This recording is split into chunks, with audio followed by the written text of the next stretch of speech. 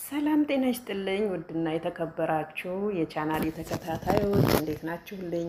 እኔ ሰላም ነኝ፣ እግዚአብሔር ይመስገን። ደግሞ አዲስ ነገር ተፈጥሯል። አዲስ ነገር እንበለው። መቼም እነዚህን ሰዎች የማያምን አለ ብዬ አላስብም።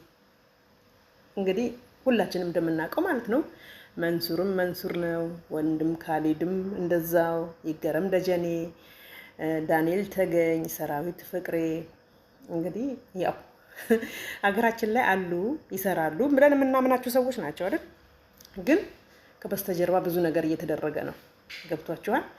ከደሃው ላይ 950 ሺህ ብር ለእያንዳንዱ ለመኪና መግዣ ቀሪውን ክሬዲት ትከፍላላችሁ ተብለው አንድ የመኪና አስመጪ ድርጅት እነዚህን ሰዎች ማስታወቂያ በማሰራት የነሱን ጥቅም በመስጠት ሰዎቹን በመጉዳት ይሄው ድርጅቱ ብሩን ከ6 ሚሊዮን ብር በላይ እየተባለ ነው ይዞ ጠፍቷል። እንግዲህ ማን ነው ተጠያቂው? ድርጅቱ ነው ወይስ እነዚህ ግለሰቦች ናቸው የሚጠየቁት? ሲጀመር ያላመኑበት ነገር እንዴት ደፍረው ይሰራሉ? ይሄ ነው ትልቁ ጥያቄ። አንድ ሰው ያላመነበትን ነገር ደፍሮ አይሰራም። ያደርጋል፣ ይሰጣል ብለው ነው የገቡበት፣ እንደኔ ሀሳብ ማለት ነው። እና አላንድ ውልስ እንዴት ይህንን ማስታወቂያ መስራት ቻሉ? መቼም በሀገሪቷ ላይ ይሄ ትልቅ ድርጅት ስለሆነ የትልቅ የሀገር ተቋም ስለሆነ ውል ይኖራል።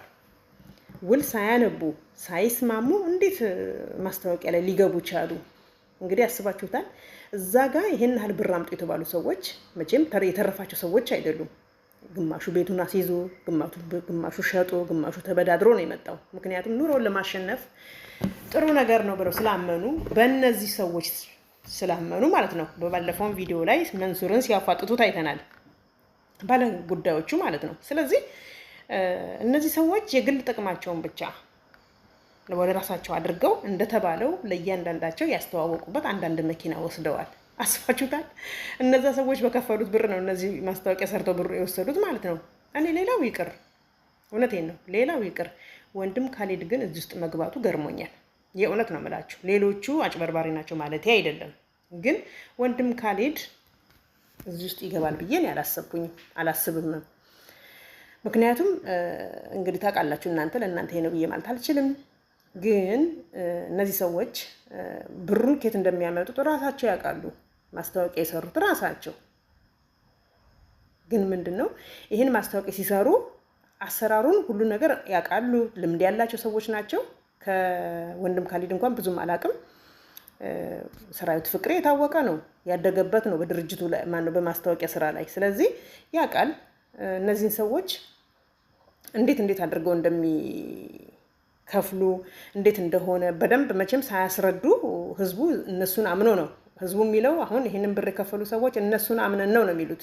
አያችሁ፣ ይሄ ትልቅ እምነት በእናንተ ላይ ማደሩ እውነቴን ነው። ስለ ህዝቡ መቆም እንዳለባችሁ ነበር ማሳየት ያለባችሁ። ሲጀመር እናንተ በሰራችሁት ማስታወቂያ አንዳንድ መኪና ወስዳችኋል። አያችሁ፣ ሰው የከፈለው ሰው ምንም ሳያገኝ እናንተ ወስዳችኋል፣ ባፋችሁ ስለተናገራችሁ ብቻ። እነዛ ሰዎች ግን ገንዘቡን ከየት እንዳመጡት እነሱ ያውቃሉ።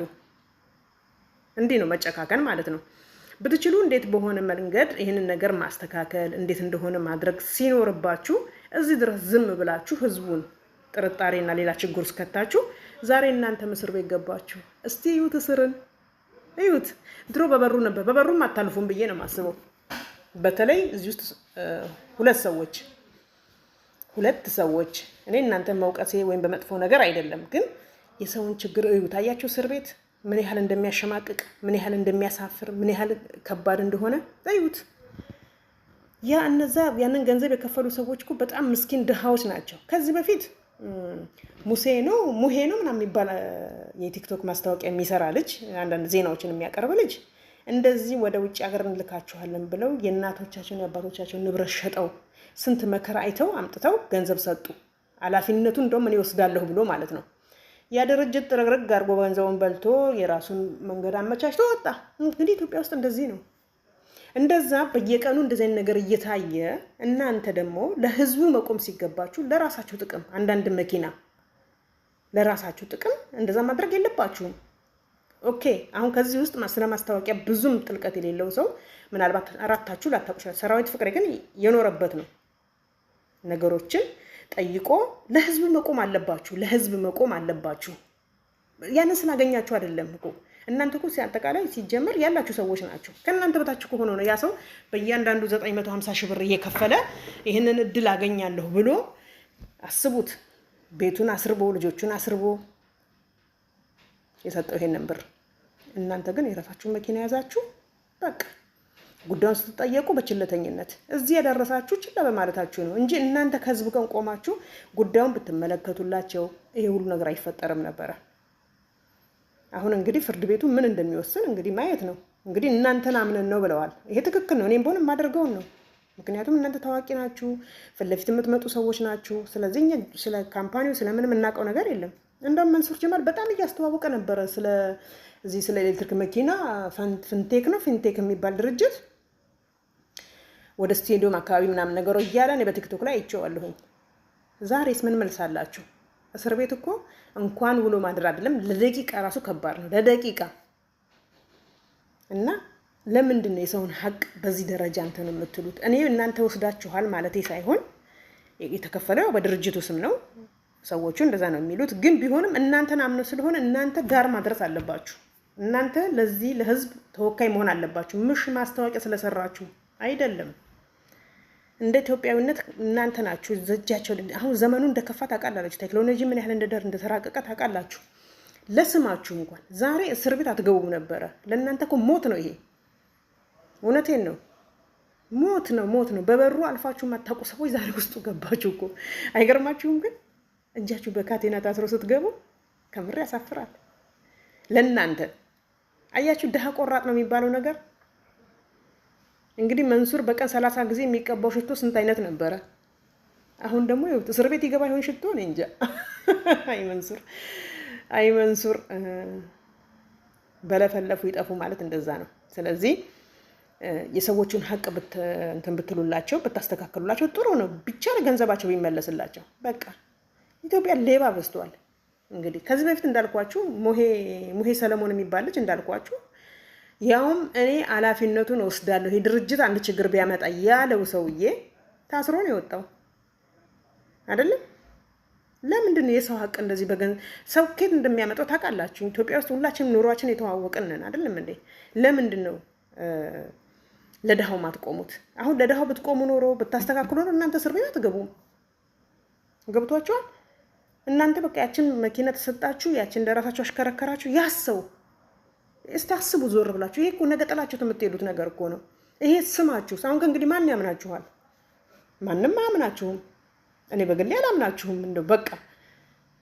ምክንያቱም ፖሊስ አንድ ምክንያት ሳይኖረው እስር ቤት አያስገባም። አንድ ሰበብ ሳይኖር እስር ቤት አያስገባም። ምክንያት አለው። ሁሉም በምክንያት ነው የሚሆነው። ስለዚህ ለስማችሁ ስትሉ ለክብራችሁ ስትሉ ራሱ ብታስተካክሉ ጥሩ ነበረ። እንግዲህ አሁን በቃ ማንም ሰው መንሱር ጀማል ነው እስር ቤት፣ ሰራዊት ፍቅሬ እስር ቤት፣ ገረም ደጀኔ እስር ቤት፣ ወንድም ካሊድ እስር ቤት፣ ዳንኤል ተገኝ እስር ቤት። ይገርማል።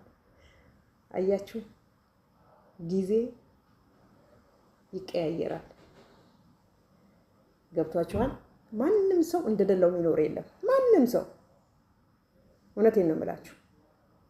እኛ ድሮ የምንለው እስር ቤት ለዱርዬ፣ ለሌባ፣ ለነፍሰ ገዳይ ምናምን ይባላል አይደለም? አያችሁ፣ ወንጀል ነው። ማንም በሰራው ወንጀል ይጠየቃል። እናንተ ግን የሰው ሀቅን በሰዎቹ ጎን መቆም ነበረባችሁ። ለሰዎቹም የሆነ መፍትሄ ከሁለት ወር ካልሰጠ ይሄ ነገር ይሄ ድርጅት ምንድን ነው ብላችሁ ጠይቃችሁ ሰዎችን ሰብስባችሁ ወደ ህግ አብራችሁ ሄዳችሁ መክሰስ ነበረባችሁ። ድርጅቱን መክሰስ ነበረባችሁ። በህግ የተያዘ ነገር ጥሩ ነው። እንደገና ደግሞ ስትሰሩ ደግሞ ማስታወቂያውን ራሱ መንግስት ባወጣው ህግ መሰረት ይሄ ድርጅት እንደዚህ ሊያሰራን ይፈልጋል፣ ስለዚህ በመንግስት እንዲታወቅልን እንፈልጋለን።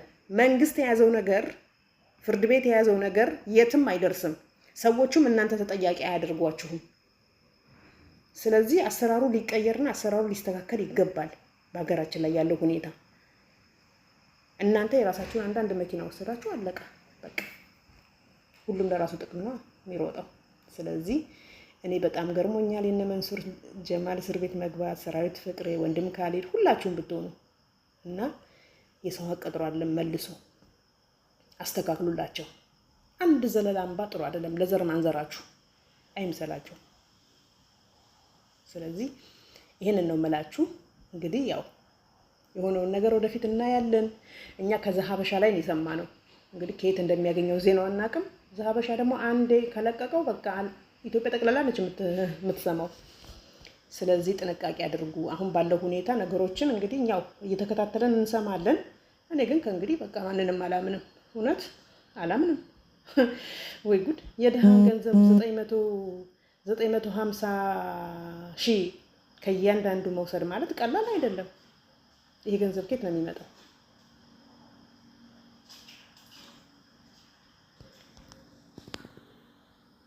እና አስቡበት። በተረፈ ሰላማችሁን ያብዛል።